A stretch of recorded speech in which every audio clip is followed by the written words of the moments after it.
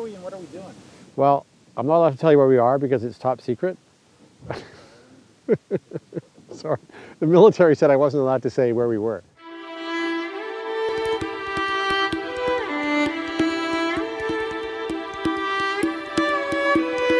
Hi, I'm Martin Testar. I'm here with Mark Lewis doing his project in the DMZ in between North and South Korea.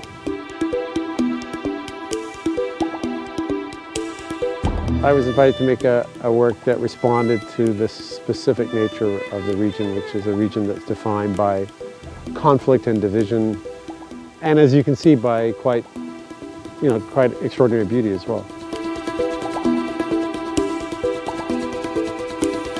If you think about it, it's actually crazy that North Korea, the border is actually a few kilometers away.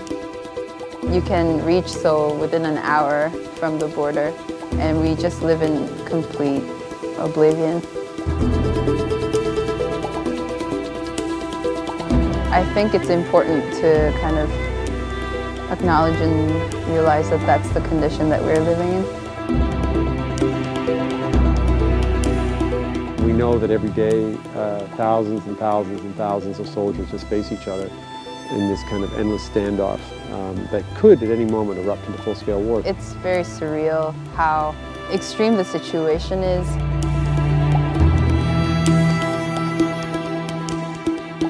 If I was a camera, what would I do? There aren't a lot of things I can do, really. I can go up, I can go down, I can go left, I can go right. And if I've got some other equipment, I can become mobile.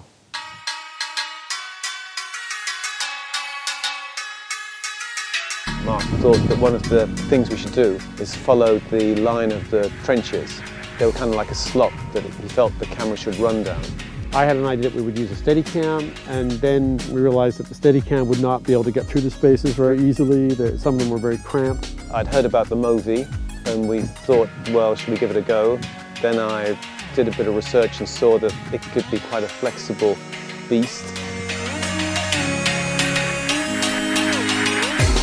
There was a jimmy jib we could get hold of that we could get on top of the mountain. And then our operator, Sam Nutman, managed to work out a way of doing a takeover from the jimmy jib to his handheld mode. We used the jib and the MōVI together in order to create seamlessness between, overhead elevated shots looking down, which would then suddenly descend to a lower level, and then that allowed the camera to take off seamlessly. I think we achieved an extraordinary shot, which maybe we could achieve with a Steadicam operator hanging from a massive construction crane or something or other. It's $1 million shot.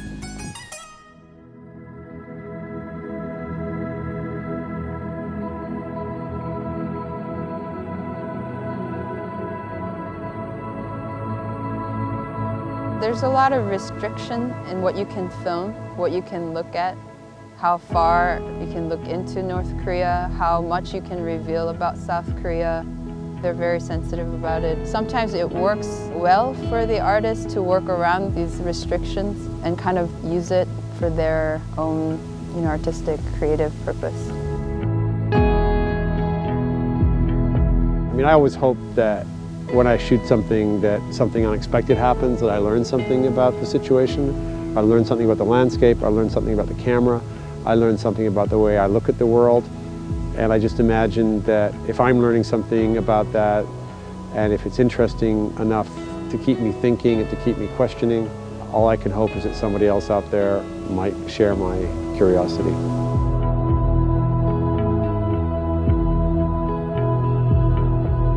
I think we've got the shot. I hope. Yeah. Do you want me to document that?